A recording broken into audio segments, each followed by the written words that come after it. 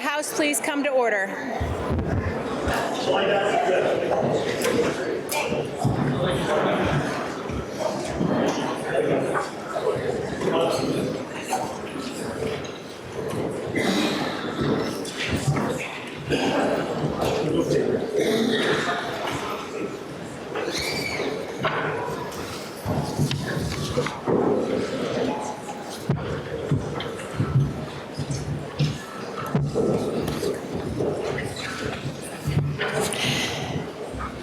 Good morning.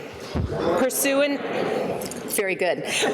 to the provisions of the Constitution and laws of the state of Vermont, I hereby call to order the 78th Biennial Session of the House of Representatives.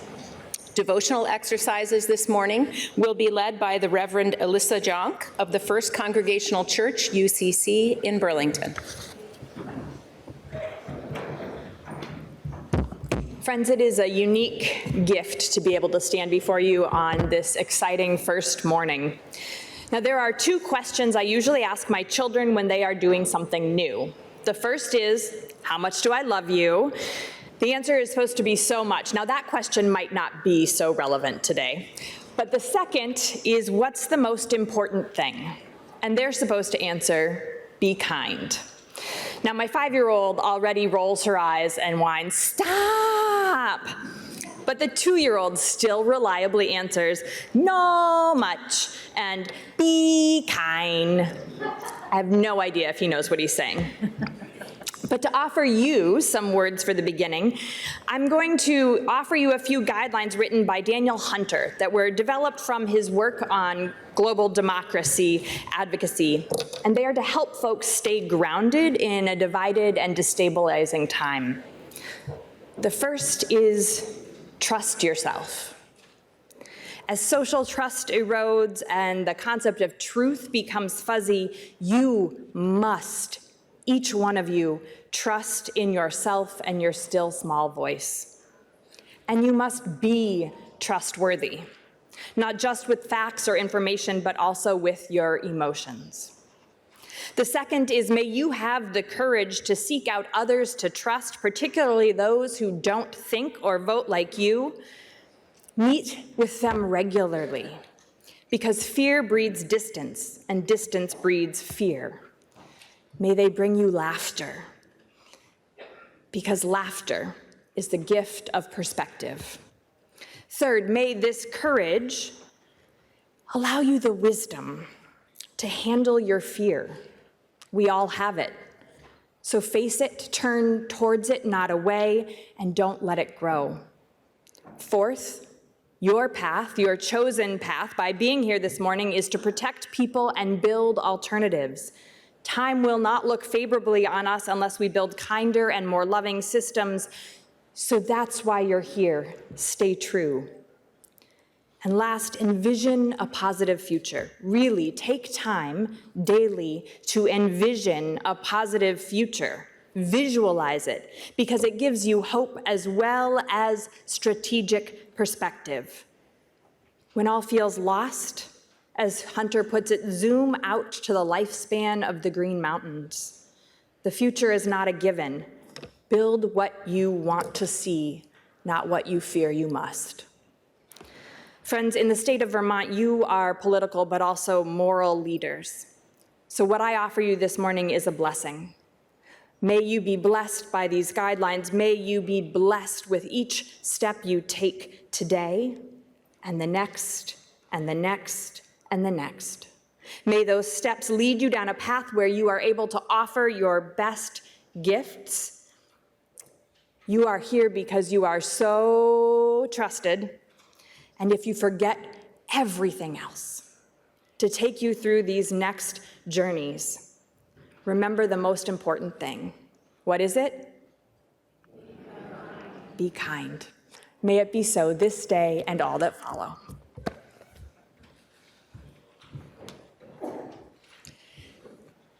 Thank you, Reverend.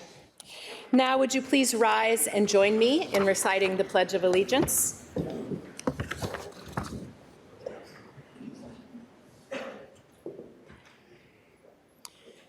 I pledge allegiance to the flag of the United States of America and to the republic for which it stands, one nation, under God, indivisible, with liberty and justice for all.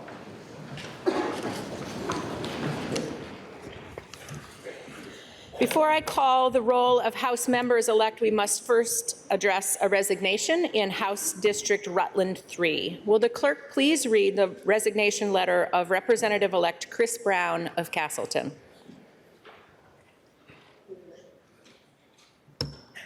Dear Honorable Betsy Ann Raz, Clerk of the House of Representatives, this letter is to give notice of my intention to resign from my position as Representative-elect for Rutland 3, Castleton. I wish not to take my oath on January 8th. It is with a heavy heart that I must inform you of my decision to step away from my recently elected position representing the residents of Castleton and all Vermonters in the House. My wife has been diagnosed with stage 4 cancer, and this medical crisis has necessitated the need for me to dedicate my time to helping her and my children and family as we meet the challenges ahead. I ask for your support of my decision. It is my most fervent hope that a suitable replacement will be named to move forward in my place. Someone with a history and love for Castleton, Vermont, and Vermonters. With sincerity and thanks, former Rep-elect Chris Brown. Now, we have received from the governor an appointment to fill the vacancy in Rutland 3 caused by the resignation of Representative-elect Chris Brown of Castleton. Will the clerk please read the governor's letter appointing Zachary J. Harvey of Castleton? Dear Betsy Ann, I have the honor to inform you that I have appointed Zachary J. Harvey of Castleton, Vermont, to serve in the General Assembly, representing Castleton in House District Rutland 3. Thank you. And I will now call the roll of members-elect by district. After I call your name, please respond to indicate that you are present. Addison 1, Robin P. Shy. Here. Amy D. Sheldon. Here. Addison 2, Peter C. Conlon. Here. Addison 3, Matthew J. Byrong Jr. Here. Robert Rob North. Here. Addison 4, Mari K. Cordes. Here. Herb Olson. Present. Addison 5, Jubilee McGill. Here. Addison Rutland, James Jim Casey. Here. Bennington 1, Jonathan Cooper. Here. Bennington 2, Timothy R. Corcoran II. Here. William Will Greer. Bennington 3, David K. Durfee. Here.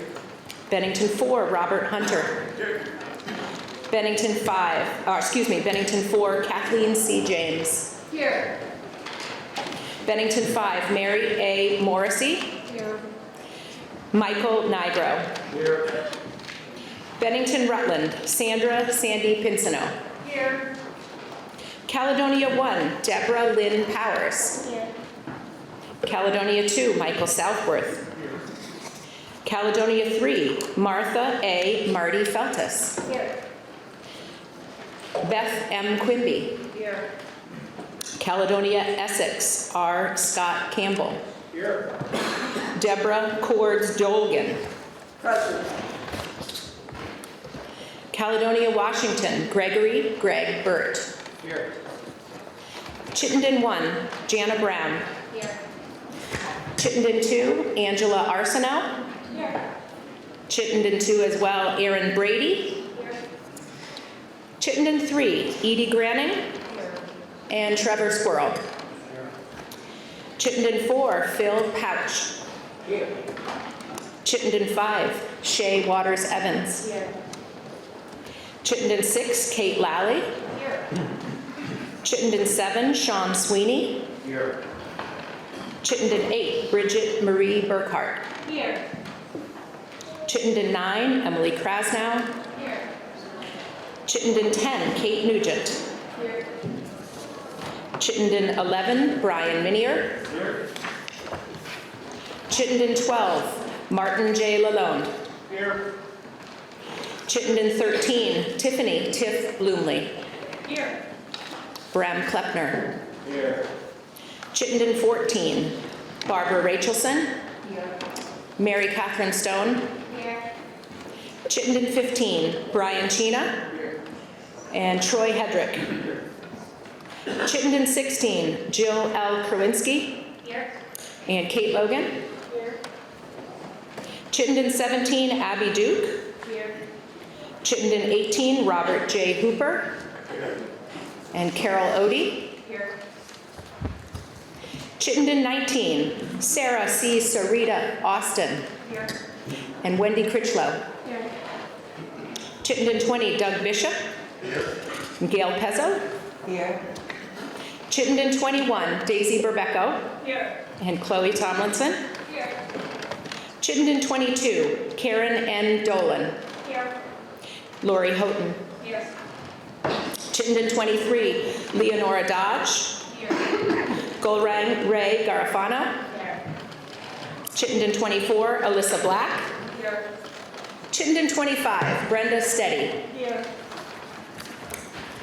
Chittenden Franklin, Anthony Tony Nicholas. Here. Christopher Taylor. Here. Essex Caledonia, John Kasenska. Here. Essex Orleans, Larry Labor. Here. Franklin 1, Ashley Bartley. Here. Carolyn Whitney Brannigan. Here. Franklin 2, Eileen G. Lynn Dickinson. Here. Franklin 3, Joseph Joe Luno. Here. Franklin 4, Thomas Oliver Jr. Here. Matthew E. Matt Walker. Here. Franklin 5, Lisa Hango. Present. Wayne A. LaRush. Franklin 6, James A. R. Gregoire. Here. Franklin 7, Alan Penny DeMar. Here. Franklin 8, Casey J. Tooth. Here. Grand Isle Chittenden, Leland J. Morgan. Here. Michael R. Morgan. Here. Lamoille 1, Jed Lipsky. Here. Lamoille 2, Richard J. Bailey. Here. Daniel A. Noyes. Here.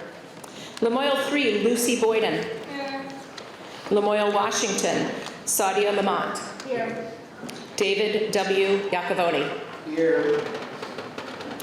Orange 1, Mike Tagliavia. Here. Orange 2, Monique Priestley. Here. Orange 3, Joshua Dobrovich. Here.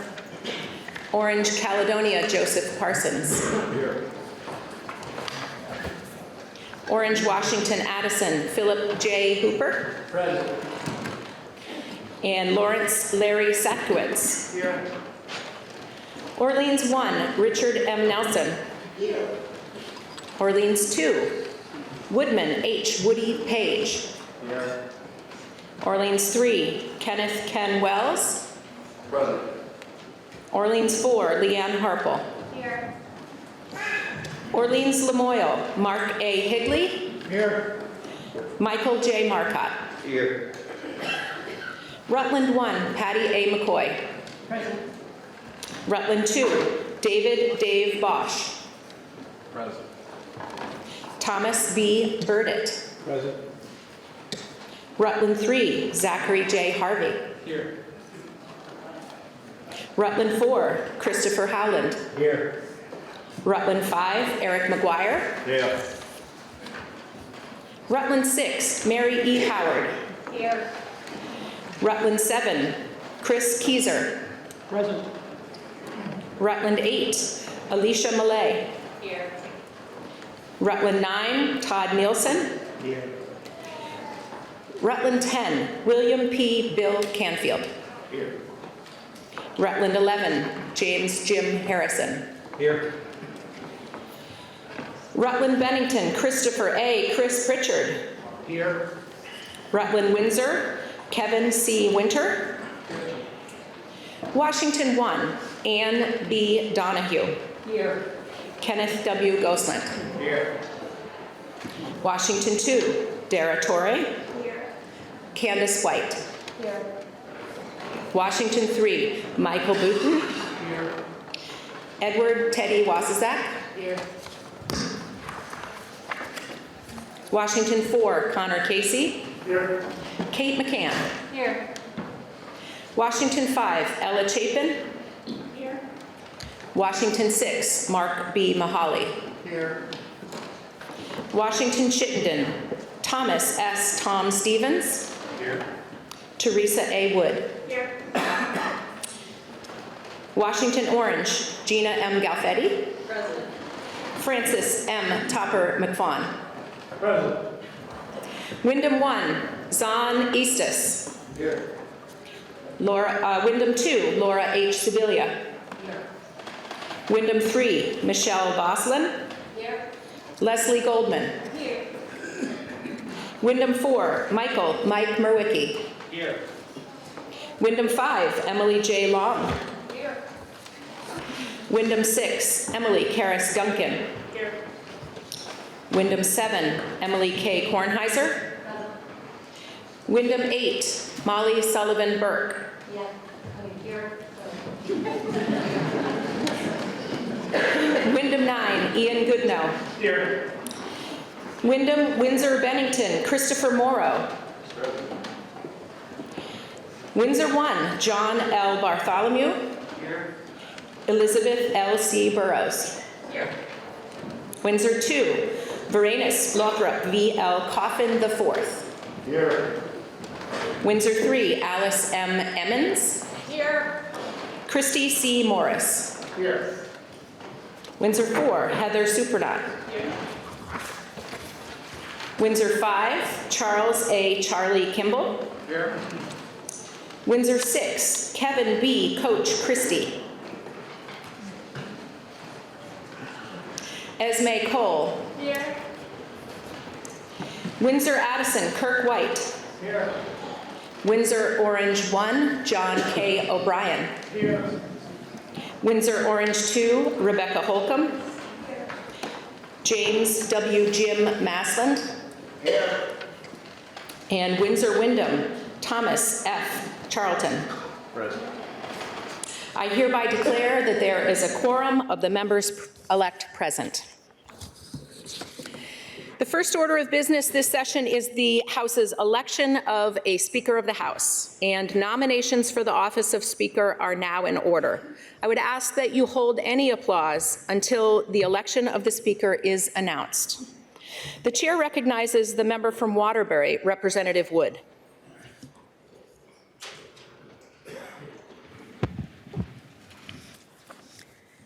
Thank you, Madam Secretary of State. My name is Teresa Wood. I am one of 2 individuals who represent the Washington-Chittenden District serving Bolton, Buellscore, Huntington, and Waterbury. I've been a state representative for 9 years, and I currently serve on the House Human Services Committee.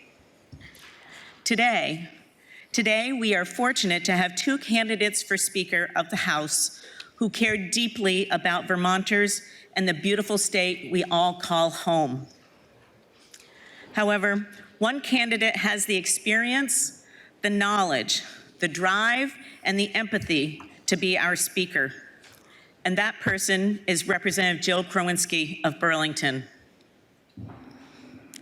I stand here before you because the vote we make today to lead the House of Representatives is absolutely critical to the important work we have before us.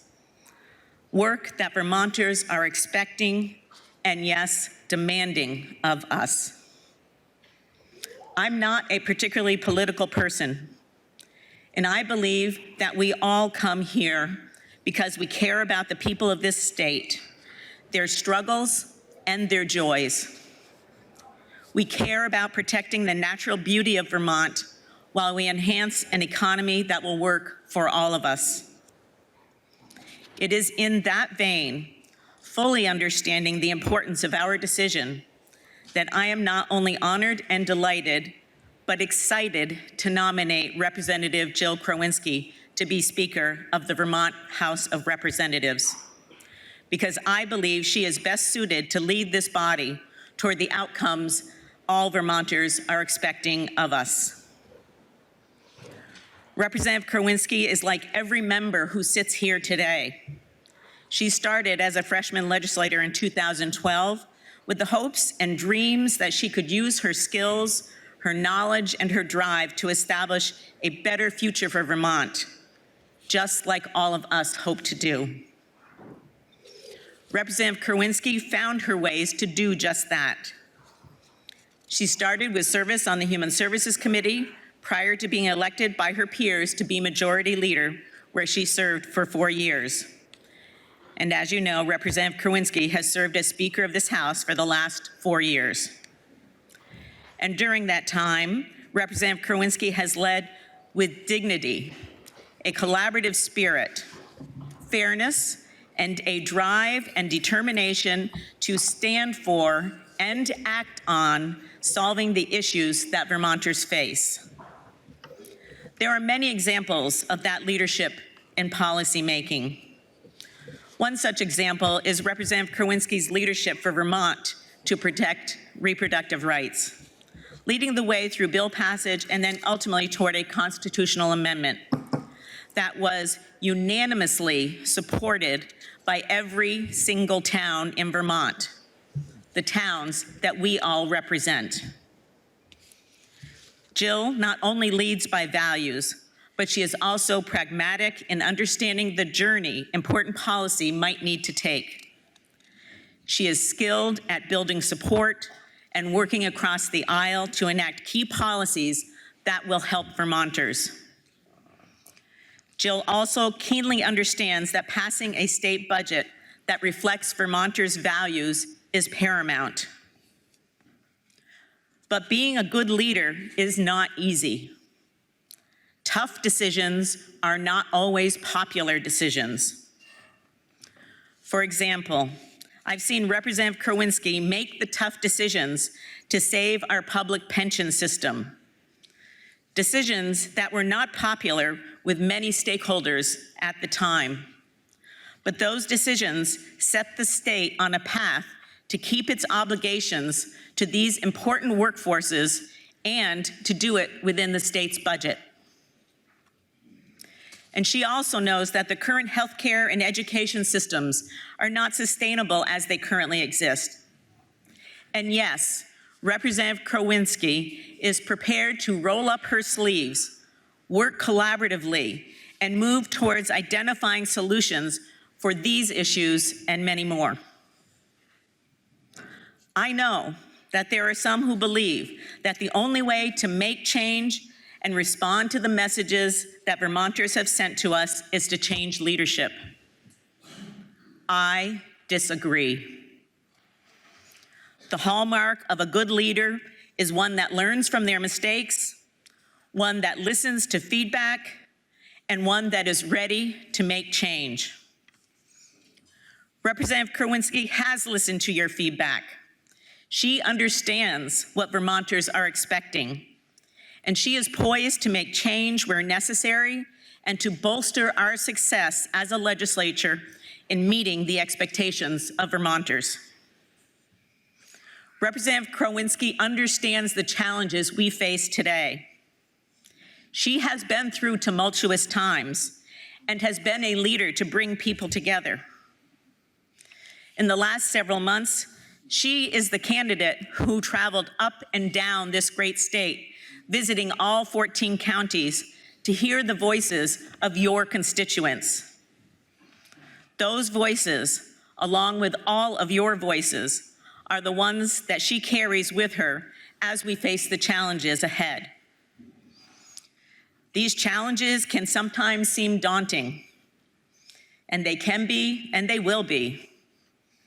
But with the experienced, passionate leadership that Representative Kerwinski will provide, I know we will make more progress on critical issues like housing, homelessness, education reform, climate resiliency, healthcare, public safety, and affordability. We heard from the state economist just last month that Vermont's economy is strong, yet families don't feel that. We must connect the dots and make real progress that Vermonters will feel.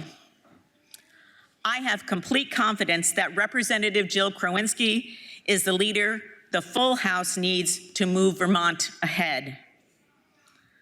The challenges before us are difficult, They are complicated with no easy answers. The experience and skill that Representative Krawinski brings to this role is unmatched anywhere in this building.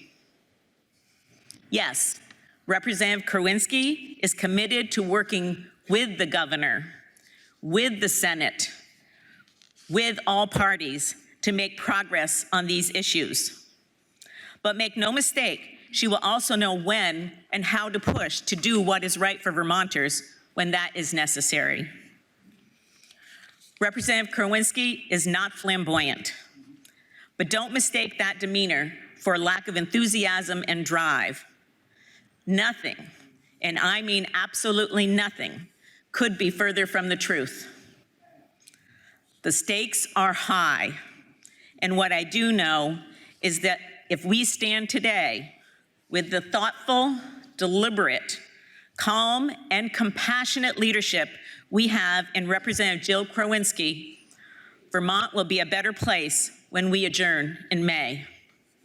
I strongly urge you to join me in voting for Representative Jill Krawinski to be the next Speaker of the House of Representatives.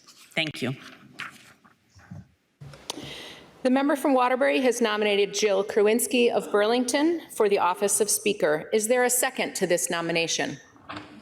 The chair recognizes the member from West Rutland, Representative Burdett. Thank you, Madam Secretary. 4 years ago, I had the honor of standing in this exact spot and seconding the nomination of Jill Krawinski. Considering where Vermont is and the changes we're going through, being asked in this climate, I consider it an even bigger honor. In hindsight, I look at my first nomination as being a symbol of a friendship that had started 9 years prior in the House Human Services Committee under the tutelage of Representative Ann Pugh. Today, I see this nomination as being symbolic also, not only of a 13-year-old friendship, but so important in today's Vermont as a symbol of two hands reaching across the aisle to work for the common good of all Vermonters. My hope is all of our hands reach into the aisle for the sake of the voters in these historic times. With the monumental tasks we have on our agenda in the coming biennium, we need the experience and leadership Jill brings to the table. We need to hit the ground running now and not spend time on a transition period. With Jill's ideas, we are on the brink of a new collaboration with all being involved. We need Jill because she has shown to me she listens. Because of those listening skills, it shows the attributes of a communicator. Probably the thing that sticks out the most in my mind as far as Jill's qualifications, her patience. I know she's had to use it with me a couple of times. Her immense respect for all. The trust I have in her to say her true feelings on a subject, whether we agree or not. The way she treats all with honesty, respect, and dignity. And last but not least, it bears repeating, her ideas going forward on how she intends to make the ways under the Golden Dome more inclusive for us all. So I say to everyone, let's work in the spirit of those who came before us, that we're willing to reach into the aisle and re-elect Jill. With that said, I second the nomination of Jill Krawinski for Vermont Speaker of the House. The member from West Rutland has seconded the nomination of Jill Krawinski for the office of Speaker. Are there any other nominations for this office? The chair recognizes the member from West Windsor, Representative Burrows. Thank you, Madam Secretary of State. My name is Elizabeth Burrows, and I represent Windsor 1, which is Heartland, West Windsor, and Windsor, and I do so extremely proudly at this moment. I am rising this morning to nominate Representative Laura Sibilia of Dover for Speaker of the Vermont House of Representatives. Representative Sibilia has earned her chops as a leader through decades of professional and volunteer work on behalf of and for Vermonters in each capacity, honing her ability to build consensus.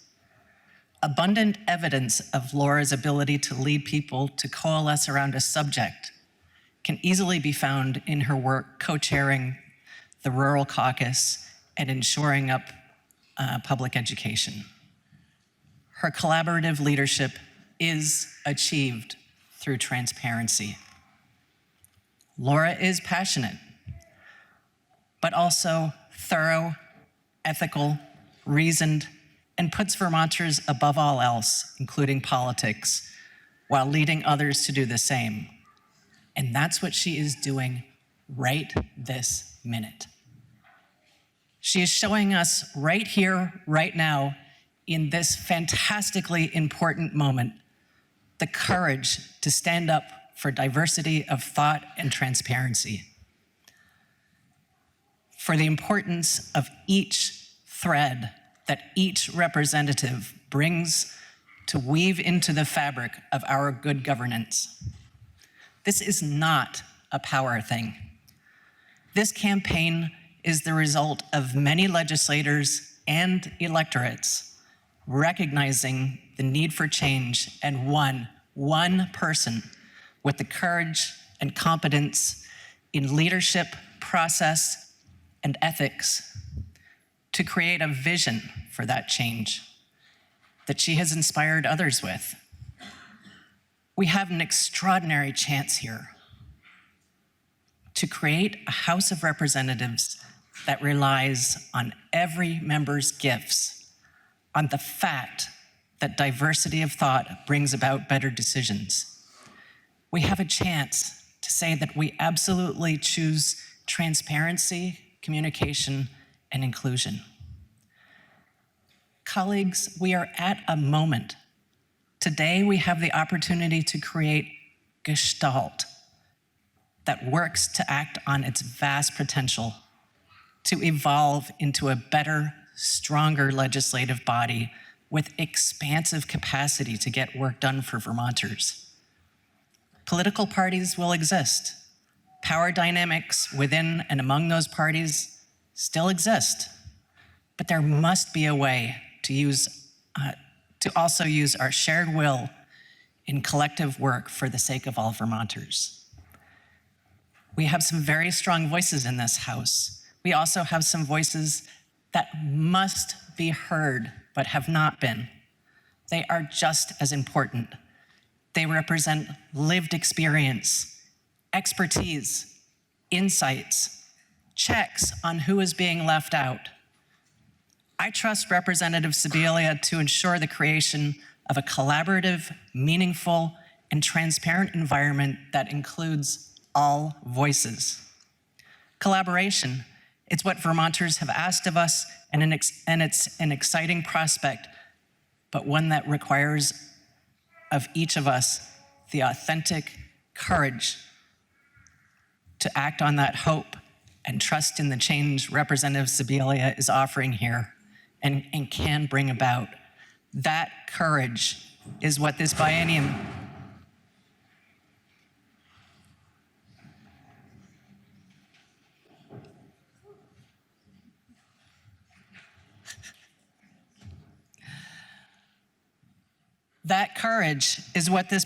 should be remembered for. As with any election, this moment is between you and your ballot and no one else. Abraham Maslow said, in any given moment, we have two options: to step forward into growth or to step back into safety. Please start this biennium by joining me in stepping forward, embracing solid, transparent, collaborative, and transformative leadership, embracing the evolution of what our House of Representatives could be and do, and voting for Representative Laura Sibilia. Thank you. The member from West Windsor has nominated Laura Sibilia of Dover for the office of Speaker. Is there a second to this nomination? The chair recognizes the member from Lowell, Representative Higley. Thank you, Madam Secretary. Good morning. I would like to second the nomination of Representative Laura Sibilia for Speaker of the House. As many of you are aware, we Republicans have always been an independent, diverse group of individuals. Whether in committee or on the floor, our votes many times highlight this independence. Rest assured, we are voting with the best interest of our constituents and all Vermonters, as we all should. An overwhelming number of Vermonters are looking for change and a real commitment for collaboration to help solve our many pressing issues. I have certainly disagreed with, but I've also worked with Representative Sibilia in the past. I am confident in her commitment to preside from a position of inclusion and collaboration. With many more votes to come, my commitment, as always, is making sure that the voices of my constituents are heard and considered. This change can start here with our first vote for Representative Sibilia for Speaker. Thank you. The member from Lowell has seconded the nomination of Laura Sibilia of Dover for the office of Speaker. Is there another second to this nomination? The chair recognizes the member from Burlington, Representative Hedrick. Madam Secretary, I also stand to second the nomination of Representative Laura Sibilia as Speaker of the House. In this moment, Laura's leadership is exactly what this chamber needs, not only for her pragmatism and fairness, but for her ability to rise above the noise and focus on the work that Vermonters have sent us here to do. As the challenges facing our state persist, there is no denying that Vermonters have clearly decided to change the political composition of this body. Now, more than ever, we need leadership that seeks true consensus. Laura has a proven track record of bringing people together to find solutions while delivering results for Vermonters. Rebuilding trust in this institution starts with ensuring that every member's voice is heard and that our work remains accessible. Laura understands that trust is earned through transparency and accountability. She knows our job is to deliver, not to divide, but to govern with purpose and respect. We know collectively that Vermonters want to change and that we as a body need to have the courage to change in order to deliver. I am proud to support Laura because I know she will refocus this chamber on what truly matters. Her leadership is a chance to recommit to responsive service and accountability. With that, I urge my colleagues to join me in voting for Representative Laura Sibilia. Thank you. The member from Burlington has seconded the nomination of Laura Sibilia of Dover for the office of Speaker. Are there any other nominations for this office? There being no further nominations, nominations are now closed, and we will proceed to the election of Speaker. First, I will describe the process for this election, which is conducted in accordance with the House's parliamentary law. This election is conducted by ballot, and a majority vote is required. Both nominated candidates have submitted their names to the Office of Secretary of State to have their names printed on the ballot. After debate, the chair will appoint tellers to distribute ballots and collect the ballots, and then count and tally the votes. You must be in your seat in order to receive a ballot, and if you are not in your seat at the time of ballot distribution, you will not receive a ballot and you will not be able to vote. Once tellers distribute the ballots, I will ask if all representatives have received a ballot. If so, you can proceed to voting on your ballot. Do not write your name on your ballot.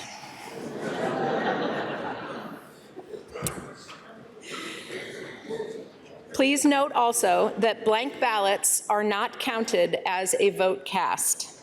Once members have finished voting, the tellers will be directed to collect the ballots from your desk. Please provide your ballot to the teller face down for orderly collection. Once ballots are collected, the poll is closed and tellers will proceed to count the votes. And please note, if you leave the chamber during the ballot distribution, you will not be permitted to re-enter the chamber until the ballots have been collected. If there's any debate before voting begins, when I recognize you, I would ask that you stand and announce your town of residence, since some of you are new and I may not have that top of mind. So now we will proceed to debate. Is there any debate on the question?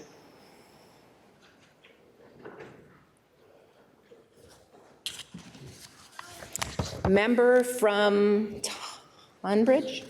Tunbridge. Yes. Thank you, Madam Secretary of State. For those of you who don't know me, I am Representative O'Brien. I represent Chelsea, not Chelsea, my story's about Chelsea, Royalton in my hometown of Tunbridge. On my way up this morning, I was trying to think of stories about the Speaker of the House, and I only could come up with two. One was, and a few of you were here when this happened, was when Speaker Mitzi Johnson brought down her gavel with great authority on the frosted globe up there and broke it into a million pieces. The business stopped for the day. The other involves Peanut Kennedy, who was Speaker of the House, a Republican from Chelsea. I think he was Speaker back in late 50s, early 60s. Peanut had a friend in Chelsea called Sid Gilman, who was a co-op fire insurance agent and the town historian. So one day, Peanut Kennedy, I can't even remember what his real name was, but everybody knew him as Peanut. Peanut sent a thank you note to Sid Gilman.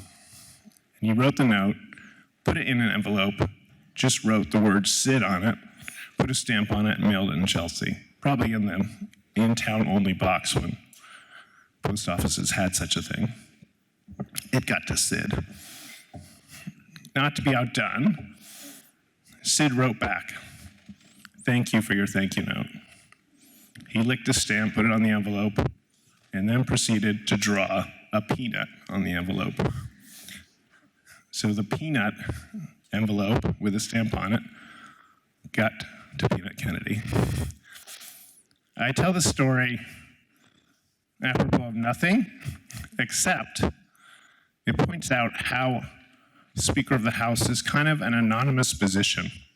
Most Vermonters don't know any stories about Speaker of the House. Or if any of us here today go out that ramp down to the card room and look at those photos of former Speakers of the House, most of us couldn't put a name to a single photo. So it's, even though it's a position with great power and a certain amount of celebrity, most of the time speakers operate somewhat anonymously. What matters in this House is the work that gets done here. What matters are the results. And that's why I'm supporting Laura Sibilia for the next Speaker of the House. You want results that remain anonymous. Nobody in this chamber has probably done more to bring broadband to Vermont, to bring high-speed internet to every Vermonter's home than Laura Sibilia.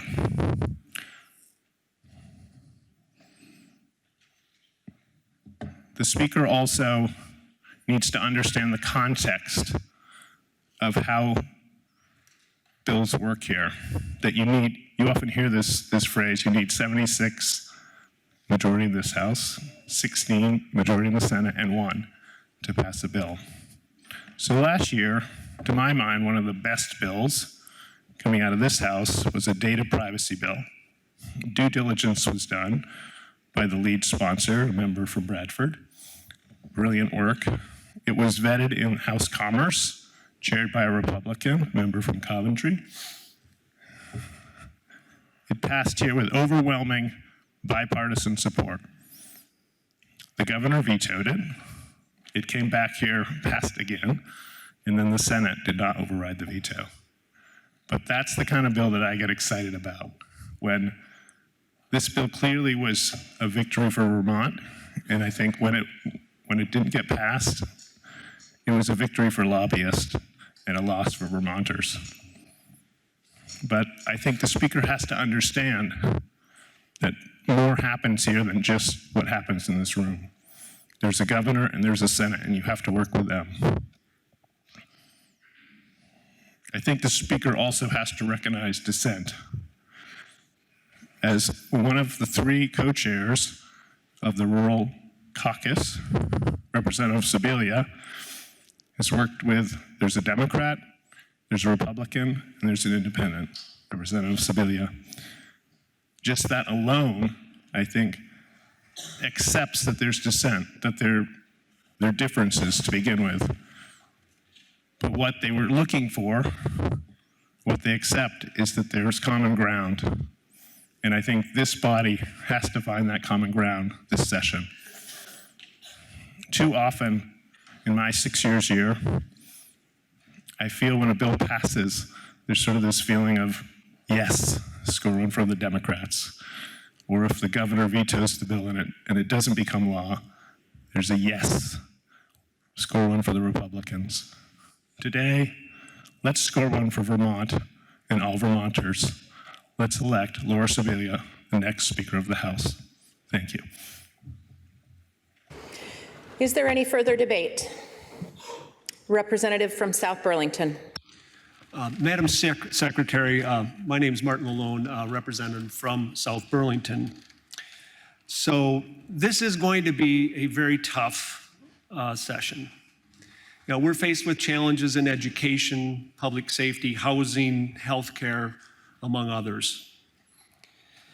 And what we really need is to have a leader with the experience and the temperament to guide the House in addressing these challenges. And we already know from past experience that Representative Krawinski is that leader. She is calm and composed in the face of stressful and chaotic situations that we often face. She has demonstrated even-keeled and unflappable leadership these past 4 years as Speaker. We also need to have a leader who is collaborative, someone who works well with all members, doing the work on behalf of Vermonters. We already know, again, from the past 4 years, that Representative Krawinski is that leader. She practices and preaches collaboration. So it is at the committee level where the work really gets done. And Speaker Krawinski has encouraged me as a committee chair to ensure that everyone is heard and respected in the committee. She has pressed on me the value of seeking compromise, of seeking multi-partisan input on the issues before my committee, on working with all my committee members, whatever their party, to take input from all members in my committee, even those who are going to vote against the bill, to make the bill better or at least less objectionable to them. These are all things that, as a speaker, Representative Krawinski has pushed. She wants unanimous votes as much as possible, whenever that might be possible. And I am confident that Representative Krawinski will continue, as Speaker, to collaborate and seek compromise where possible. I'm confident that she will welcome, listen to, and respect the diverse perspectives of the members of this body. And I strongly support the election of Representative Krawinski as our Speaker for the coming biennium. She is the leader best situated in these turbulent times to navigate us to success. Thank you.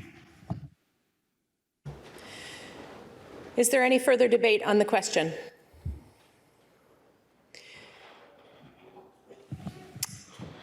Member from? Jed Lipsky, representative from Lamoille 1, Stowe. Thank you, Madam You have the floor. Secretary.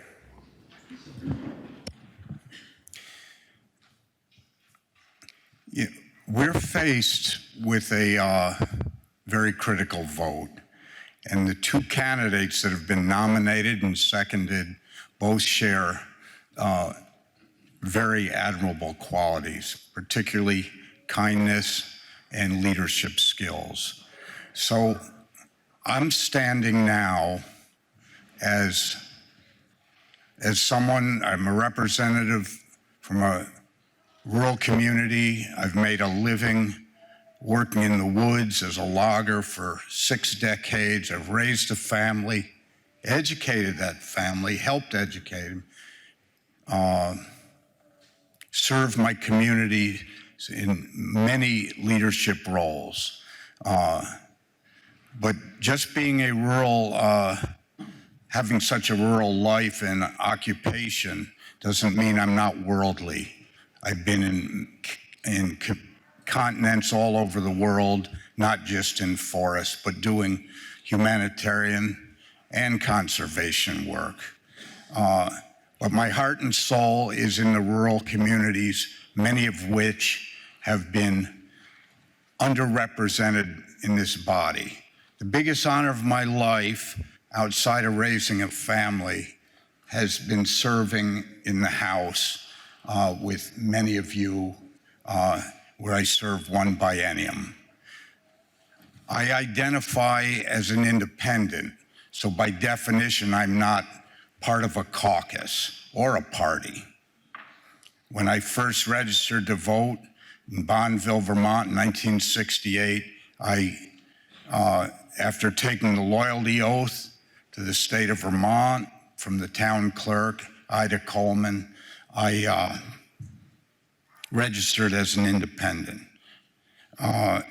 People have a hierarchy of what drives them when they're serving in this role. And for me, it's not like many. They call them the 3 C's. I could call them the 5 C's. But conscience is my highest responsibility. My constituents are right there below my conscience. And my community is right there below the 2 previous. Caucus is not one of them. As I say, by definition, I don't have a party boss. I only have my conscience and my community and my constituents.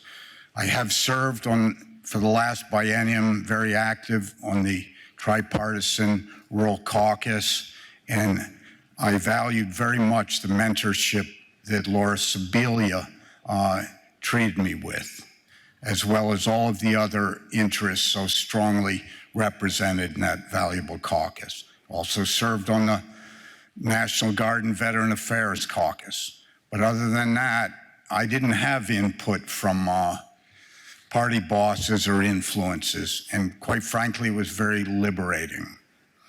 While we have 2 great candidates, I feel that Laura Sibilia's, just by drive to collaborate, her understanding of all of Vermonters' challenges, is the person that I'm standing up to support and advocate for. So with that, Madam Secretary, I will yield. Thank you. Is there any further debate on the question? Member from Woodstock. Madam Secretary. Thank you, Madam Secretary, and members of the newly elected members of the House. In the 3 terms I served, my name is Charlie Kimball. I represent Woodstock, Reading, and Plymouth in central Vermont. In the 3 terms I served in the House with Jill Krawinski, I came to respect and appreciate her leadership style. First, she is a servant leader, putting interest of her colleagues, constituents, and state above her own. She's even-temperamented. In a charged political environment, Jill remains calm and focused on the task at hand. An example of this has already been mentioned, but she led this body through a difficult process to shore up the state pension program, enduring attacks from the left and the right to find a sustainable solution to protect retirees. She has clarity of the work before us. In April of 2024, Jill told this prospective House candidate of what issues would be center stage in this legislative session: devising a fair funding formula for education, meeting the continued housing needs in our communities, addressing the access and affordability of health care, and helping communities adapt to and recover from more frequent weather events. In quotes, "It's going to be hard, but necessary," end quote. That is why I came back to the legislature to work with other committed citizen legislators to solve the most pressing issues of our day. I believe Jill is the person who can get us there. Thank you. Is there any further debate? Seeing none, before we move, member from Northfield. Thank you, Madam Secretary. Representative Ann Donahue from Northfield and Berlin. And I want to just touch briefly on a little bit of political philosophy. As members know, this is a secret ballot. Why do we vote with secret ballots? People might be surprised to know that that does not go back to the beginnings of our republic. On the contrary, on a relative scale, it's fairly new. Ben Haddad, who's a voting expert, points out, if I may quote, "The secret ballot is really profound. People who would break your kneecaps or physically threaten you at the polls represent one extreme. But there are also much more subtle ways that undue influence could affect the outcome of an election. In other words, the influence of any factor other than one's personal conviction. Why do elections have secret ballots? Because people have a right to decide without influence at that point in time on their belief in the best decision, even if they made different statements before.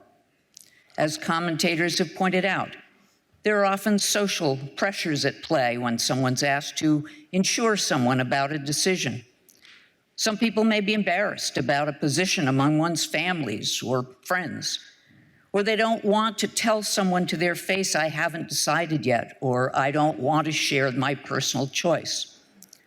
Secret ballot in the moment of casting the ballot protects someone's right to vote for the person that actually meets their best interests. So today, why is this one a secret ballot, and what are the implications for our votes? It is likewise to protect the primary issue of the integrity of your vote. It protects you at the time of the actual vote to vote for who you truly believe is the right decision for the best candidate, regardless of what you told anyone or what you may choose to share afterwards. To be true to yourself. A secret ballot empowers you to be true to your personal decision about who is best for the job, one which defends your private decision of conscience unfettered by any other reason. Because the highest standard for integrity comes through voting your personal conscience. Thank you. Is there any further debate? Representative from Calais. Madam Secretary, I think we all know that we can't do anything in this biennium without each other. We need each other. And that means the operative word for this session is negotiation. We're not going to get anything done without solutions that are completely bipartisan. And that won't happen with these difficult issues without negotiation. I've spent my life in negotiations, and I can tell you, these won't be easy. They will be difficult negotiations. And I'm rising to support Jill Krawinski for the simple reason that I think she is the ideal person for those discussions and negotiations, not just amongst us, but also with the Senate and with the governor. She will be one of the key negotiators. It's because she has the right personality. She's calm, she's thoughtful, but most important, her every inclination is towards consensus, not conflict. There are people who will say they believe in consensus, but deep down, they really love conflict. And it's just the way it is. And Jill isn't one of those people. She really believes in consensus, and for that reason, I think she's the ideal person for the job. Thank you. Is there any further debate?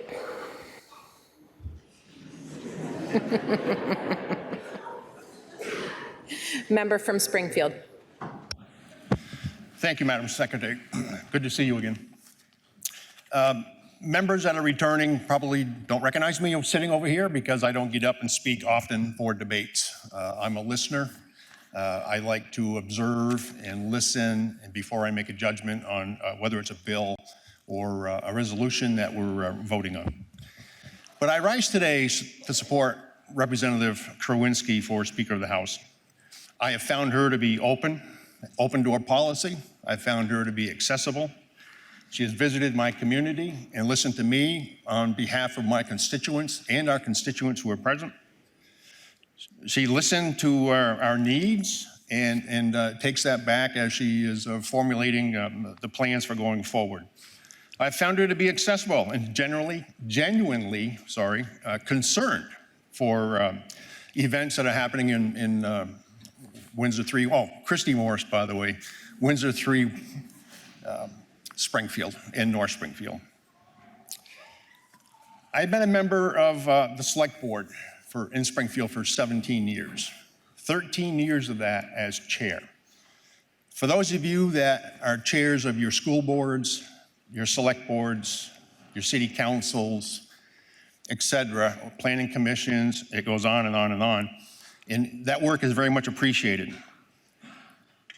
But it should be observed that making changes abruptly or without good cause can be detrimental to the process. There was a time that my select board wanted to go a different direction, and they elected another chair, and that person served for 2 years. And I was agreeable to that. In fact, it was a relief that I didn't have to chair the budget and policies of the town of Springfield. We all have, and the point is, we all have various opinions, and we see that often with bills. Whether you're a red district, a blue district, a purple district, an independent district, we have our own opinions on bills that are coming through and how we feel it's going to affect our constituents. And the point is, we don't all agree. I think that's obvious. There's very few votes, resolutions, or bills that have gone through this chamber 100% in favor. There's always disagreement. There's always someone that feels that they're not serving their constituents with a resolution or the bill that is being passed. So I found that I have disagreed with some of the bills that are brought forth. And I'm from the majority party. Last year we had a supermajority, I understand that. But I have found I have not been chastised, I have not been pressured. I found that it's an open door, understanding policy. They listen, they have the concerns. Now, we've heard about transparency and collaboration. I think that I have seen that, or at least I have witnessed it. And I think there is merit to legacy and consistency for good legislation. You've heard it, this is going to be a tough year. And I agree with that. I think it's going to be a tough year. We need the cooperation and collaboration of every one of us that are sitting. I have the utmost respect for the leadership style that Jill presents, how she handles the chamber, how she handles legislation, and for that reason, I will support Jill Kowinski for Speaker of the House. Thank you. Is there any further debate? Seeing none, before we move, member from Bradford.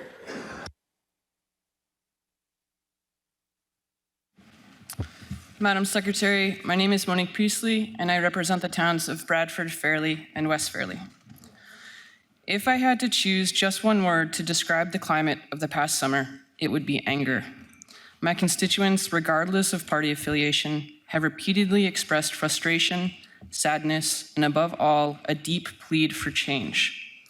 The only way I've been able to break through that frustration and disillusionment is by sharing concrete examples of times that I challenged party lines and took risks to foster collaboration. I personally don't want to be in that position again. I want to be proud of the work that we're doing without continually being forced to highlight our challenges to operate within these walls. Some might say there will always be a disconnect between our work here and what the public perceives. Of course, no one can deny there was an intense messaging campaign designed to stroke strong emotions. But even those of us who were here last session know the frustration was real. We all felt it. We all saw how quickly trust in the process can unravel. Both candidates have acknowledged that mistakes were made and that significant changes must follow. For me, this vote has been a struggle precisely because I don't see how we can serve our constituents effectively if we remain bogged down in disjointed communication and political posturing. It's my hope that the choice each of us makes today is guided by the people we represent, the people who have demanded we do things differently. Now we can either affirm that we've heard their concerns and commit to breaking the cycle of last section, or we can risk finding ourselves right back where we ended up before, at an impasse, with our constituents losing faith in this institution. My sincere hope is that we truly listen, and that we cast our votes with a clear-eyed resolve to put the public interest first. Let's remember that while we represent different perspectives, our ultimate goal must be the same: a legislative body that genuinely serves the people of Vermont. Is there any further debate? Member from Essex Junction, Essex. Thank you, Madam Secretary. My name is Ray Garofano. I'm a representative from Essex, and I also serve Essex Junction. I was appointed to the House of Representatives in 2022, and my first day was going to be the day that everyone came back post-COVID. It was a crazy day here, and I was a ball of nerves, and that Sunday, Representative Kowinski called me, and she spent about half an hour on the phone with me, telling me where to park, where to go, what the swearing in looks like, wanting to make sure I was happy with my committee. I was replacing someone on the Human Services Committee. That may seem like a really small gesture, but coming in that Tuesday and seeing what the building was like, that very small gesture really impressed me, and it made me realize that I was going to have a partner and an amazing leader in my time in the House. So in the time that I've been here, Representative Kowinski has demonstrated a quiet, steady leadership.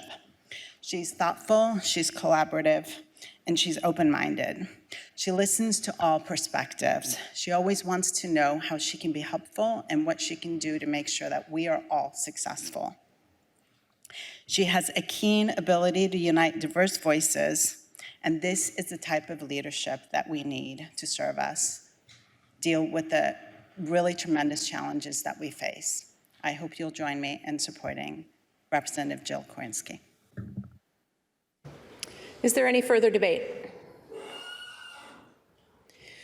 Seeing none, before we proceed to voting, your final member has arrived, and so we will return to the roll for Windsor 6, Kevin B. Coach Christie. Present. All members present and accounted for. We will now proceed to voting. The chair will appoint the following tellers to administer this election. The member from Springfield, Representative Emmons, is appointed as lead teller.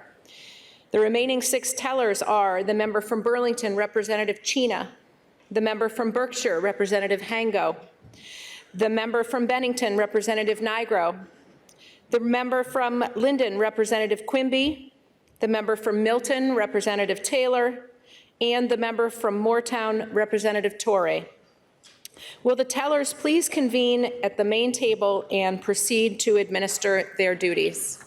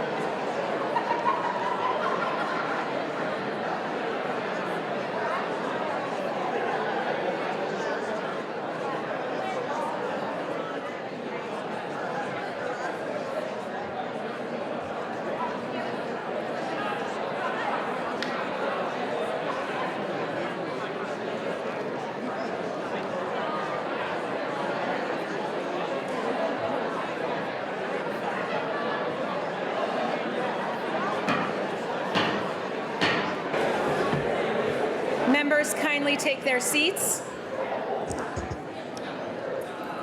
Members kindly take their seats. While the tellers are making their final preparations, I just want to review how this election will be conducted.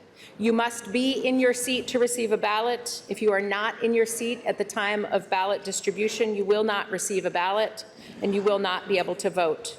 Once the tellers have distributed the ballots, I will ask if everyone has received a ballot. You can then proceed to vote your ballot.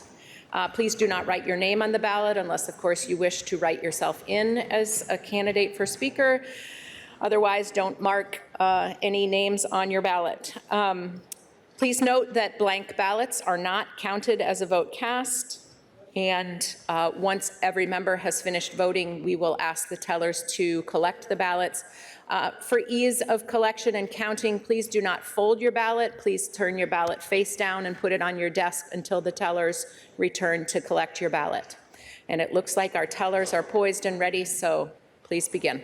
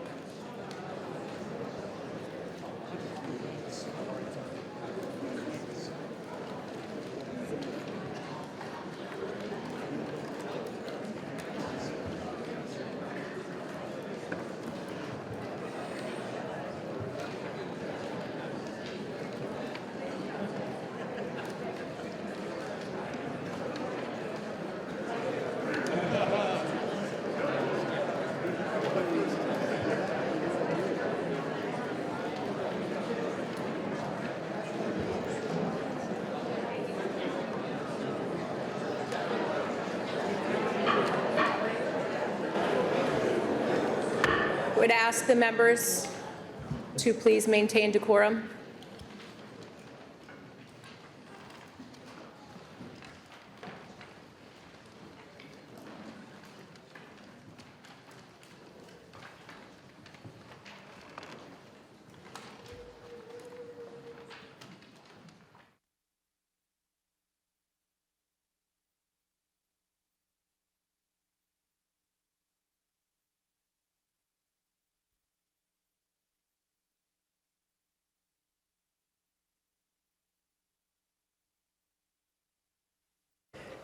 Have all members now received a ballot? You may proceed to vote.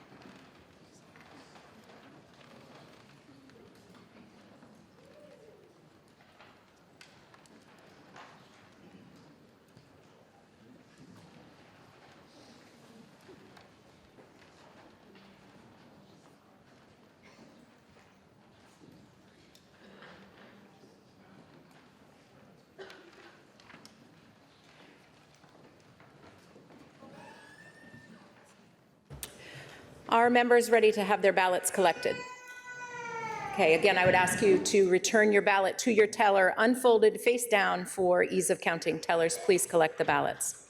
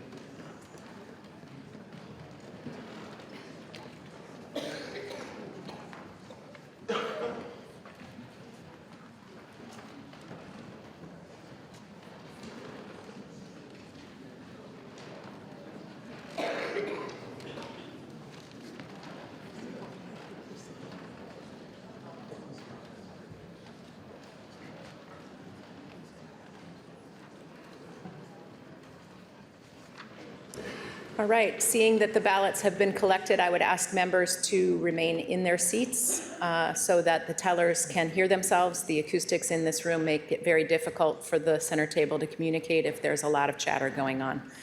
So would invite you to speak very softly, and the tellers will proceed to count the ballots.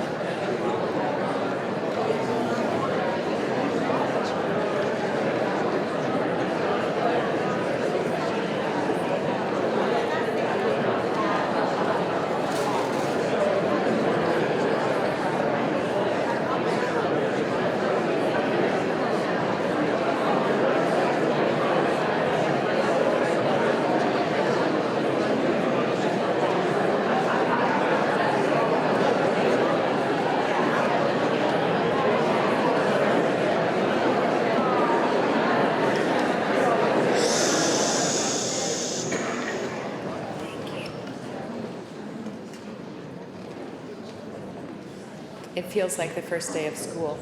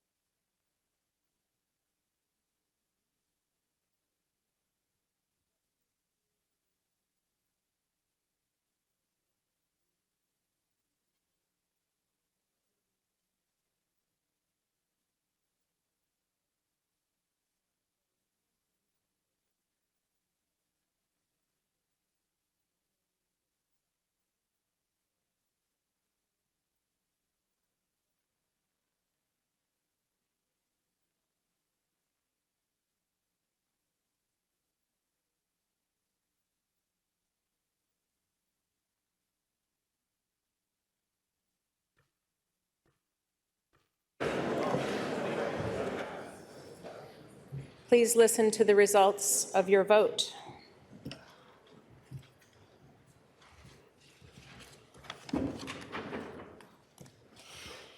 There were 147 votes cast. Majority needed for the election is 74. Those voting for Jill Krawinski of Burlington, 111. Those voting for Laura Sibilia of Dover, 35. Jill Krawinski, having received a majority of votes cast, is hereby elected Speaker of the House for the ensuing biennium.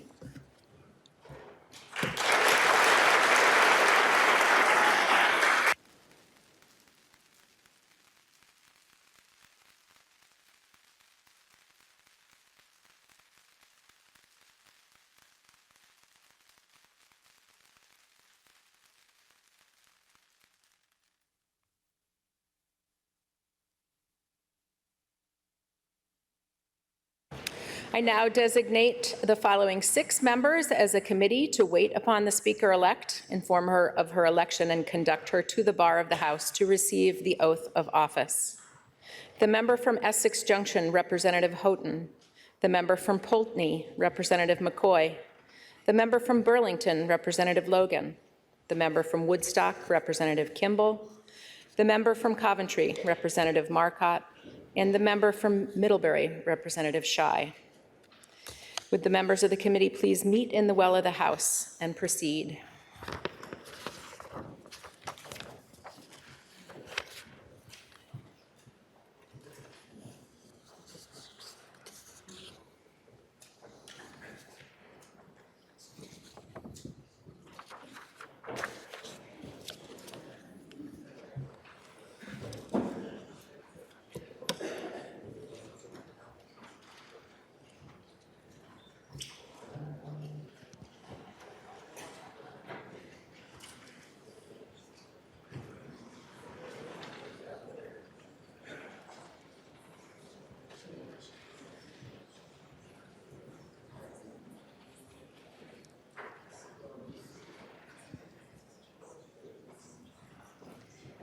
Madam Secretary of State. Madam Sergeant at Arms.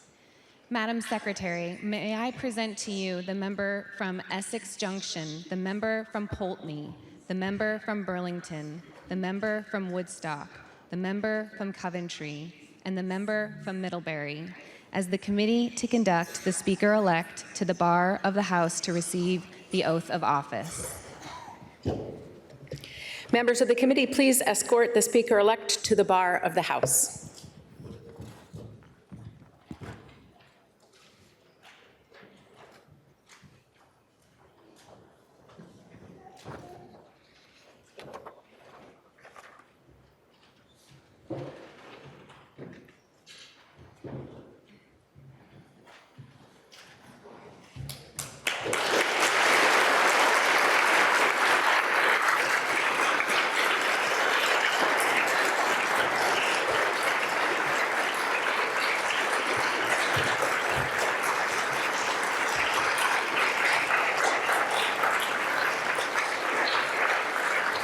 Good job. We will now proceed with the oath of office. I, Jill Krawinski.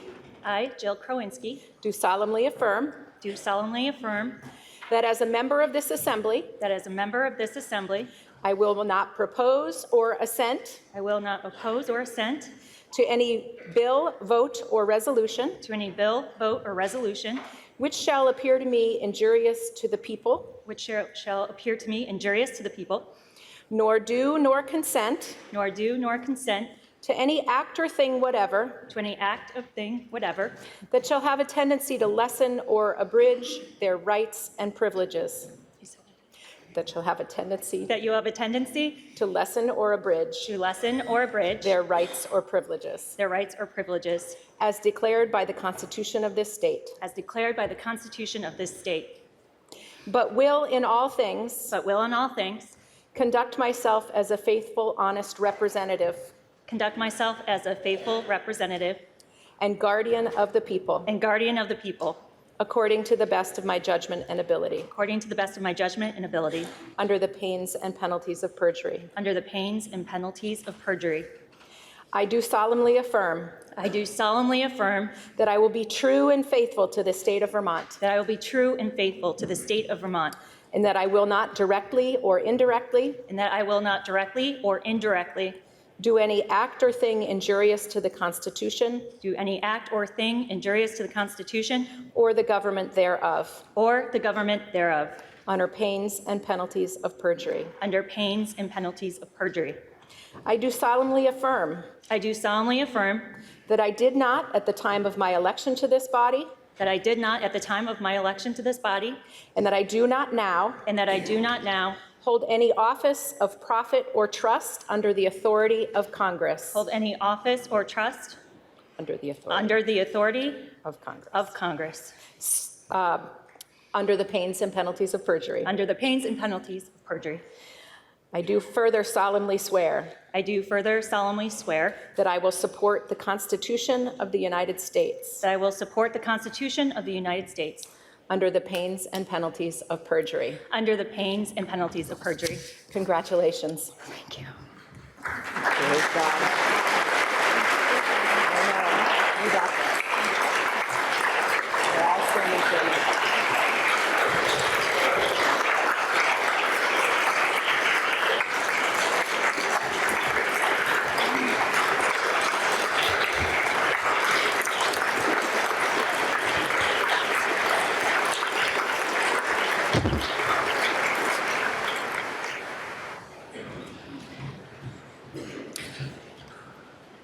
Just as all of you, I am so grateful to be here. And as you can see, it's a tremendous honor for me to stand here today. And then given the responsibility you have once again entrusted me as Speaker of the House, this is not a mantle I take lightly. Serving as your Speaker has been and continues to be a tremendous honor and privilege.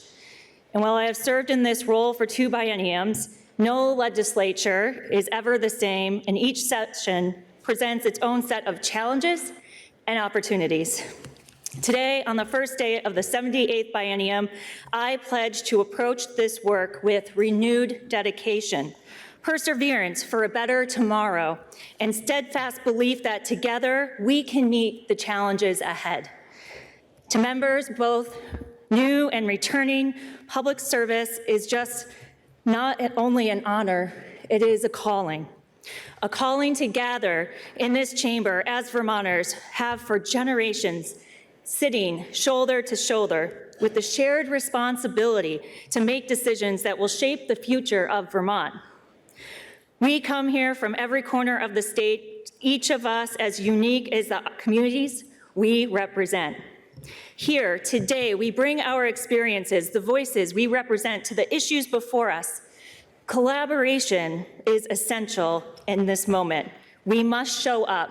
We must show up not only as individuals, not as political parties, but as Vermonters, united to do the work entrusted to us by our neighbors. As we embark on this new biennium, I want to take a moment to recognize the incredible family members we have here, our friends, our loved ones, who stand behind each and every one of us. They step up to cover the gaps while we are here, and they give us strength when we need it most. Their sacrifice, their belief in us and what we do allows us to answer this calling. So please join me and let's take a minute to thank our families and friends here today. Thank you.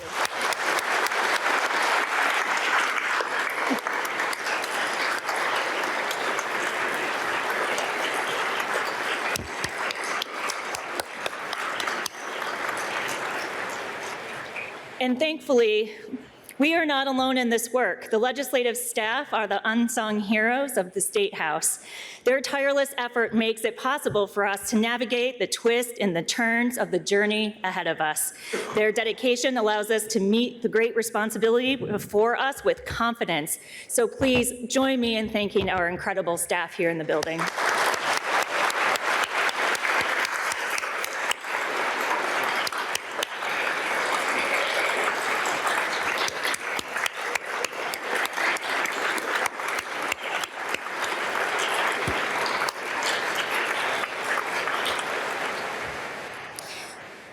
Members, the challenges before us are clear, they are urgent, and they are complex. Vermonters are looking for solutions to issues that they are facing today, solutions that support a better tomorrow. We must work together to pass robust policies and support working families and a thriving economy, an economy that protects our most vulnerable and ushers in a future where Vermont works well and works for everyone. We need to address the future of our public education and rising property taxes. Many Vermonters are struggling to pay their bills, and at the same time, we have a duty to ensure kids have access to the resources and programs that define a high-quality public education. In this moment, we need to be honest with ourselves and recognize that this will be extremely difficult work. For meaningful progress to be made, we must come together as a body with the Senate and with the governor. We need to have a holistic approach, looking beyond our individual districts, and approach the issue from a statewide perspective with Vermonters' children at the front and center. There is not one policy that will achieve our shared goals. It will take every member and every committee collaborating to find opportunities that support long-term sustainability of our public education system. It will take incredible courage from all of us, but I believe that with our children at the front of our minds, we can make systemic reforms that are needed for the future of public education. Also, safe, affordable housing remains out of reach for too many Vermonters. Renters, homeowners, families, and businesses alike are feeling the strain of our housing crisis. We are fortunate to be a state where people want to grow their roots or start a new chapter, but we do not have the opportunity for everyone to have a roof over their head at this time, and that must change. Committees will take testimony on the progress that recent legislation has made and dig into what works and what needs to be adjusted. At times, it can feel impossible to fix a housing crisis that has been decades in the making, and while we can't do it overnight, I know that we can identify innovative, bold solutions to increase access that will truly make a difference for Vermonters. The impact of climate change is clearly felt and seen here in Vermont, the extreme weather to rising energy costs. Communities like Barre and Plainfield are rebuilding, and towns like Johnson and Cambridge are reimagining the future identity of their downtown. We simply can't afford the cost and the traumatic impact of these weather events. Inaction's not an option here. We must identify ways to strengthen our infrastructure, increase access to resources for rural communities, make home heating options more affordable, and pass legislation that builds more resilient communities that are prepared for the storms ahead. These are not abstract policies. They are daily realities of the people we represent.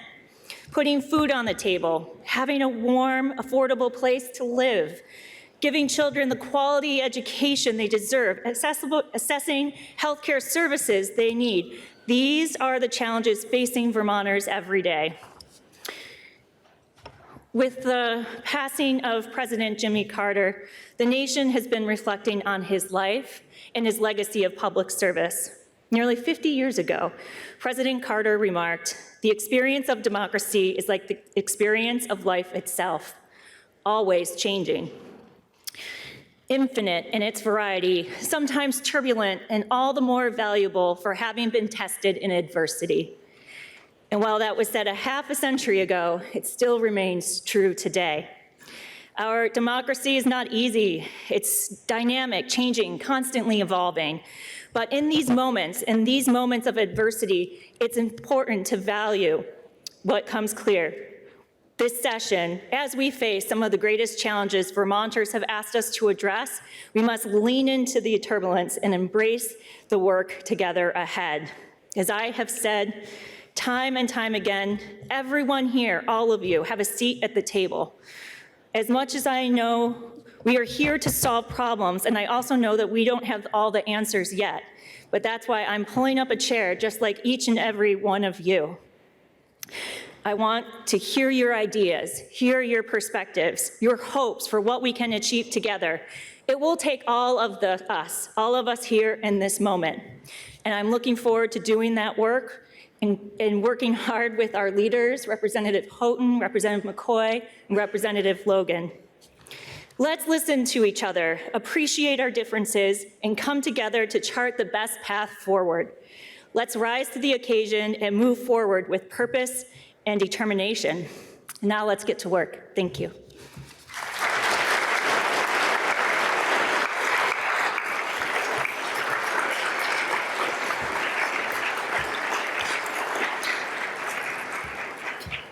Members, our next order of business is the election of clerk, and nominations for the office of clerk are now in order. Member from Essex Junction.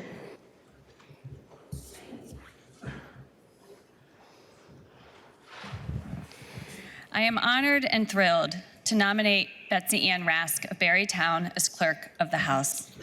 Betsy Ann was first elected House clerk at the beginning of the 2021-2022 biennium, and she has a wealth of experience.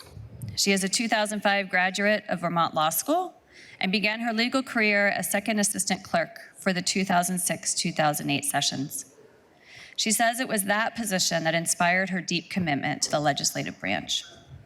She later served for a decade, from 2010 to 2020, as legislative counsel in the Office of Legislative Counsel, handling issues related to government operations.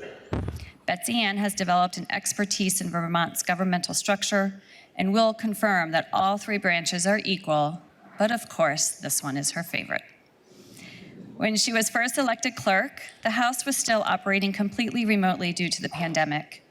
She has helped us return to our customary operation, but is always seeking ways to help us conduct our legislative business more efficiently and effectively. She is devoted to the House and the clerk position and is available anytime to discuss issues relating to legislative procedure. Please join me in voting for Betsy Ann of Barrytown as clerk of the House. The member from Essex Junction has nominated Betsy Ann Rask of the town of Barry for the office of clerk. Is there a second nomination? Member from Poultney. Madam Speaker, I rise to second the nomination of Betsy Ann Rask of Barrytown as clerk of the House. Betsy Ann has worked for the Vermont Legislative Branch for 17 years and has always worked here in a nonpartisan capacity. She says she enjoys giving House members objective information about the legislative issues we face and then watching what decisions we, as elected representatives, make with that information. She is ready to continue her role with the same attention to detail and positive energy that she has always brought to the legislative table.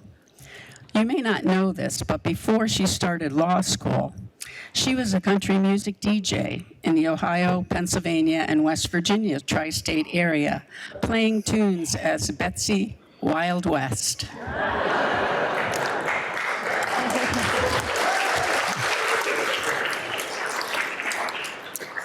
I'm going to keep Betsy Ann in mind if all y'all decide to get together and we need a DJ. She still loves old country songs, but says she is so grateful that her professional career is now focused on constitutional legislative authority and procedure.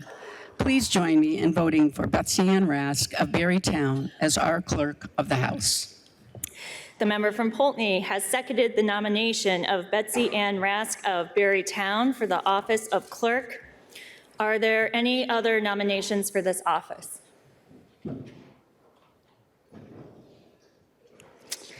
Seeing none, there being no further nominations, I direct that the vote be taken via voice. The question is, shall the House elect Betsy Ann Rask of Barrytown as clerk of the House? Are you ready for the question? If so, all those in favor, please say aye. Aye. All those opposed, please say nay. The ayes appear to have it. The ayes do have it, and Betsy Ann Rask of Barrytown has been elected clerk of the House for the ensuing biennium. The chair.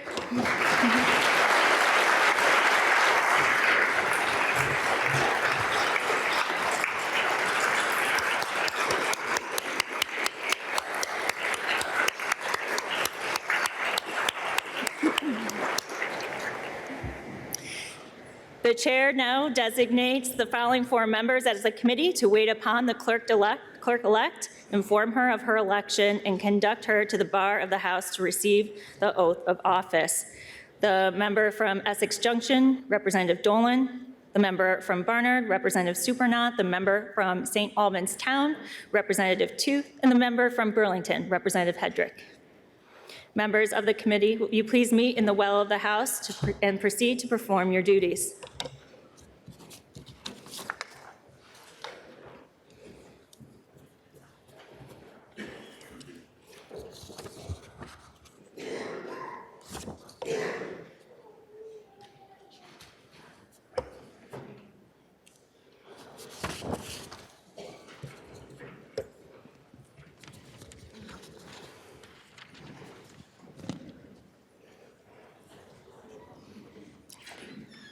Madam Speaker. Madam Sergeant at Arms. Madam Speaker, I present to you the member from Essex Junction, Representative Dolan, the member from Barnard, Representative Supernant, the member from St. Albans Town, Representative Tooth, and the member from Burlington, Representative Hedrick, as the committee to conduct the clerk-elect to the bar of the House to receive the oath of office.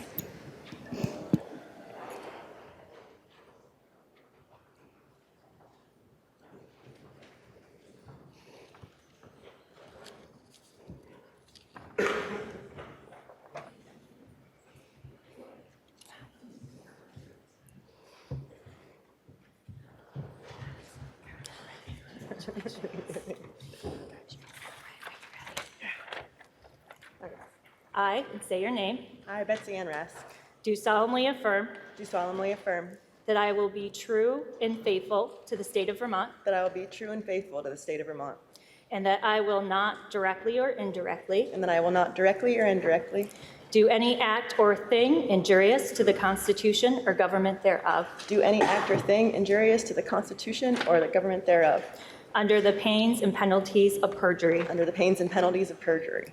I do solemnly affirm I do solemnly affirm that I will faithfully execute the office of Clerk of the House of Representatives of the state of Vermont, that I will faithfully execute the office of Clerk of the House of Representatives of the state of Vermont, and will therein do equal right and justice to all persons, and will therein do equal right and justice to all persons, to the best of my judgment and ability according to law, to the best of my judgment and ability according to law, under the pains and penalties of perjury. under the pains and penalties of perjury.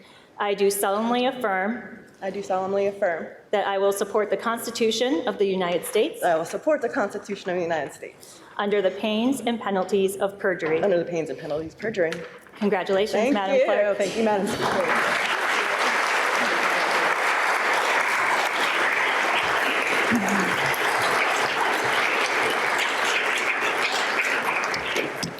Members, we will now proceed to House members' oath of office. Please note that in taking your oath, you have the choice to swear to God or to affirm under the pains and penalties of perjury.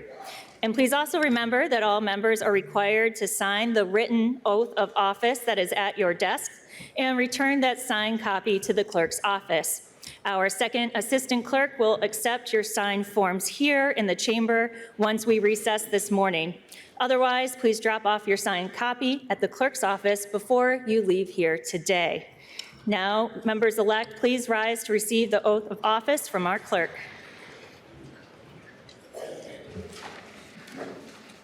Thank you, members. Please raise your right hand. I, and say your name, do solemnly swear or affirm that as a member of this assembly, I will not propose or assent to any bill, vote, or resolution which shall appear to me injurious to the people,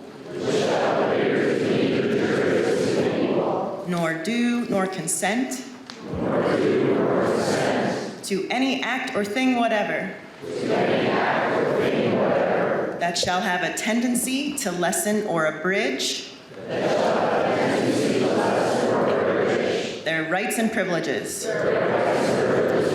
as declared by the Constitution of this state, but will in all things conduct myself as a faithful, honest representative and guardian of the people, according to the best of my judgment and ability.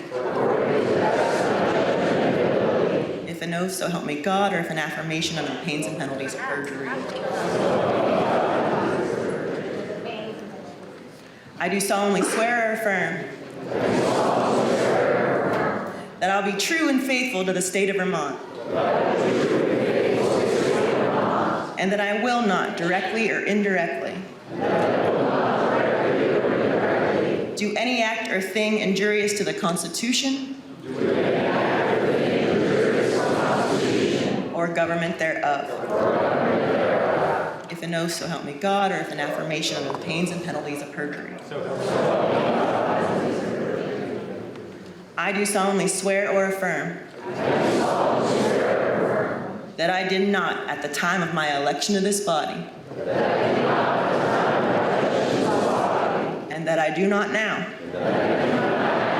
hold any office of profit or trust under the authority of Congress. If an oath, so help me God, or if an affirmation under the pains and penalties of perjury. I do further solemnly swear or affirm that I will support the Constitution of the United States. If an oath, so help me God, or if an affirmation under pains and penalties of perjury. Congratulations, members.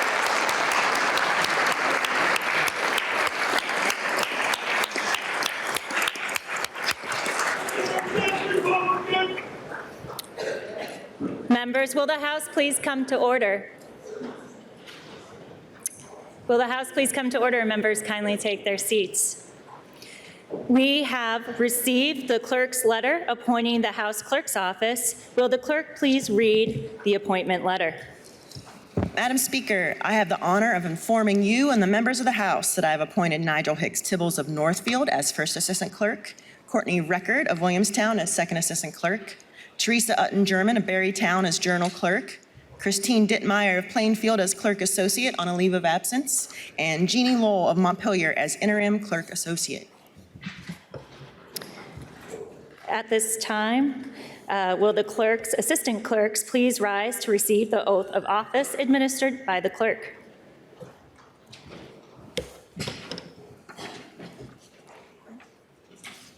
I and say your name. Do solemnly affirm that I will be true and faithful to the state of Vermont, and that I will not, directly or indirectly, do any act or thing injurious to the Constitution or government thereof, under the pains and penalties of perjury. I and say your name. Do solemnly affirm that I will faithfully execute the office of Assistant Clerk for the House of Representatives of the State of Vermont, and will therein do equal right and justice to all persons to the best of my judgment and ability, according to law, under the pains and penalties of perjury. I do solemnly affirm that I will support the Constitution of the United States under the pains and penalties of perjury. Congratulations.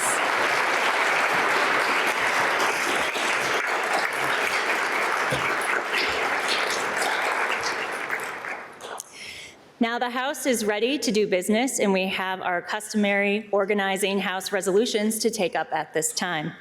H.R. 1 is a House resolution relating to House rules offered by Representatives Houghton, McCoy, and Logan. Please listen to the reading of the resolution. Resolved by the House of Representatives that the House rules in effect at the end of the 2023-2024 session be the rules of this biennial session until others are adopted. Now you've heard the reading of the resolution, and the question is, shall the House adopt the resolution? Are you ready for the question? If so, all those in favor, please say aye. Aye. All those opposed, please say nay. The ayes appear to have it. The ayes do have it, and the resolution is adopted. Next up is H.R. 2, a House resolution relating to the organization of the House and informing the Senate thereof, offered by Representatives Houghton, McCoy, and Logan. Please listen to the reading of the resolution. Resolved by the House of Representatives that the Clerk of the House inform the Senate that the House has organized and is ready to proceed on its part with the business of the session. Now you've heard the reading of the resolution, and the question is, shall the House adopt the resolution? Are you ready for the question? If so, all those in favor, please say aye. Aye. All those opposed, please say nay. The ayes appear to have it. The ayes do have it, and the resolution is adopted. And now we'll take up H.R. 3, which is a House resolution relating to the organization of the House and informing the governor thereof, offered by Representatives Houghton, McCoy, and Logan. Please listen to the reading of the resolution. Resolved by the House of Representatives that His Excellency, the Governor, be informed by committee that the House has completed its organization and is ready to receive any communication from him. Now you've heard the reading of the resolution, and the question is, shall the House adopt the resolution? Are you ready for the question? If so, all those in favor, please say aye. Aye. All those opposed, please say nay. The ayes appear to have it. The ayes do have it, and the resolution is adopted. Pursuant to the provisions of H.R. 3, I hereby appoint the following members as a committee to inform the governor that the House is ready to proceed with the business of session. The member from Bennington, Representative Corcoran. The member from Burlington, Representative Stone. The member from Burke, Representative Kasenska. The member from Barry Town, Representative Galfetti. The member from Burlington, Representative Chena, and the member from Stowe, Representative Lipsky. Will the members of the committee please meet in the well of the House and proceed to perform their duties?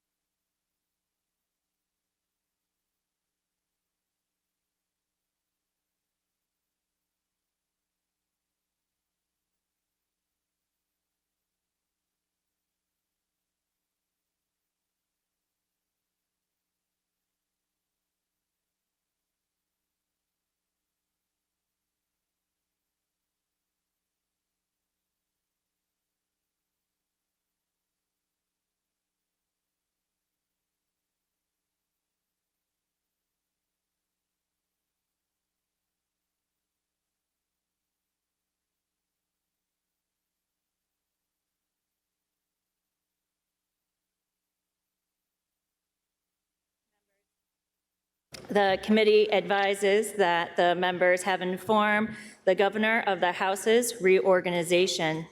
So with that, now we'll take up joint Senate resolutions that were adopted and messaged to us by the Senate.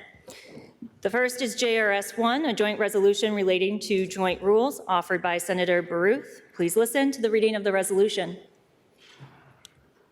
Resolved by the Senate and House of Representatives that the joint rules of the Senate and the House, as adopted in 2023, be adopted as the joint rules of this biennial session until others are adopted. Now you've heard the reading of the resolution, and the question is, shall the House adopt the resolution in concurrence? Are you ready for the question? If so, all those in favor, please say aye. Aye. All those opposed, please say nay. The ayes appear to have it. The ayes do have it, and the resolution is adopted in concurrence. Next is JRS 2, which is a joint resolution to provide for a joint assembly to receive the report of the committee appointed to canvass votes for state officers offered by Senator Baruth. Please listen to the reading of the resolution. Resolved by the Senate and House of Representatives that the two houses meet in joint assembly on Thursday, January 9, 2025 at 10 o'clock in the morning to receive the report of the joint canvassing committee appointed to canvass votes for governor, lieutenant governor, state treasurer, secretary of state, auditor of accounts, and attorney general.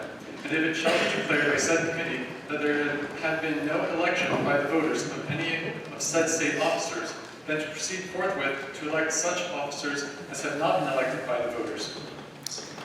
Now you've heard the reading of the resolution, and the question is, shall the House adopt the resolution in concurrence? Are you ready for the question? If so, all those in favor, please say aye. Aye. All those opposed, please say nay. The ayes appear to have it. The ayes do have it, and the resolution is adopted in concurrence. Next is JRS 3, which is a joint resolution to provide for a joint assembly to hear the inaugural message of the governor, also offered by Senator Baruth. Please listen to the reading of the resolution. Resolved by the Senate and House of Representatives that the two houses meet in joint assembly on Thursday, January 9, 2025 at 2 o'clock in the afternoon to receive the inaugural message of the governor. Now you've heard the reading of the resolution, and the question is, shall the House adopt the resolution in concurrence? Are you ready for the question? If so, all those in favor, please say aye. Aye. All those opposed, please say nay.